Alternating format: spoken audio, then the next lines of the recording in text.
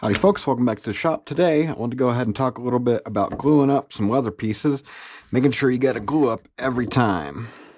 So first thing you always got to consider is what kind of glue do you want to use. Now there's a lot of people that like the water-based stuff that you can get nowadays, but really in my opinion it doesn't get as good of a bond as the more traditional contact cement. So that's what I'm using here is the good old Bard stuff, but there's plenty of stuff out there, so I'll let you pick and choose what you want to use. But this is just what I'm going to prefer to use these days. And then the other big thing is what kind of applicator. Now, this deal comes with a brush, so pretty much I'm just going to use that.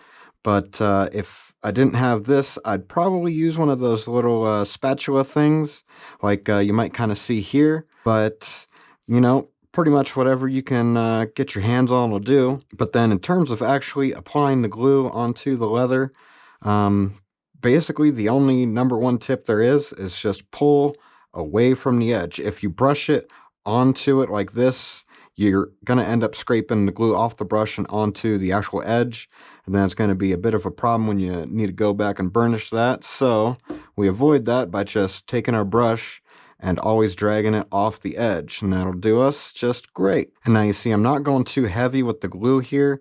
It's best to do thin coats, and if you need to, usually on especially flesh side of leather, I'll always do 2 coats of glue, because the first one really just kind of, as you see, like the first part of it here is kind of already dried out and really sunken in.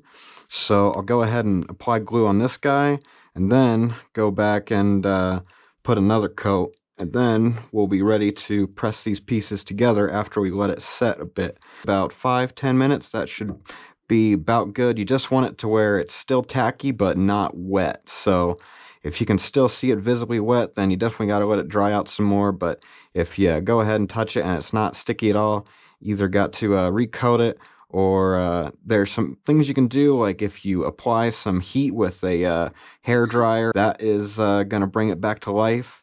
But really, I would just say apply another real thin coat if you need to. Alright, so you see now the first one we did, it's all real dried in there, so I'm going to go ahead and give it another coat. And now this one is actually going to stay tacky and going to bond real solid. Now, if you have larger pieces that you have to glue, a little brush like this is going to take you ages to apply all the glue. So what I would do is just pour out a bit on whatever surface you need to, like a big old notebook or what have you, and then just spread it out from there rather than trying to just keep applying the brush. And then instead of gluing the flesh side of the leather, if you're gluing the top grain of leather, you really got to make sure that you scratch up the surface for it to bond properly, or else it won't have anything to really adhere to and it'll just come right off. And now you really got to make sure that you don't have any glumps or globs in here, and just overall that it's a good thin layer on both coats, because if you have the glue built up, it'll actually show in the finished product and you'll see the glued edge be thicker than usual. So you got to make sure that it's nice, even, and thin. And make sure we got the glue all the way to the edge, nice and even. I think those got enough glue on them. We'll let those sit.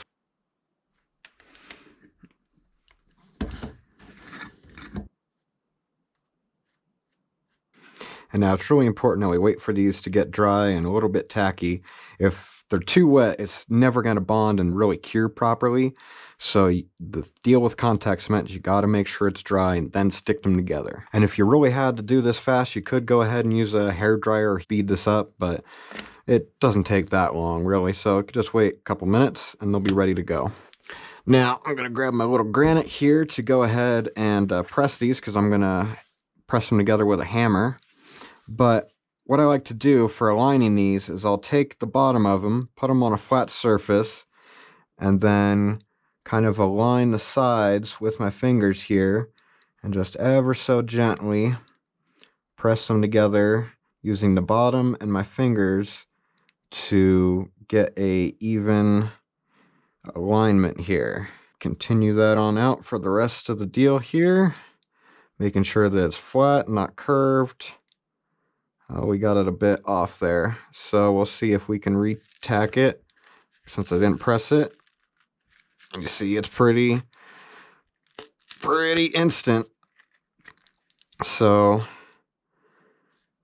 yeah, that didn't quite align too good, so I think we're going to go ahead, and since it pulled off some of the glue there on the edge, we'll retouch it up. Sometimes that happens.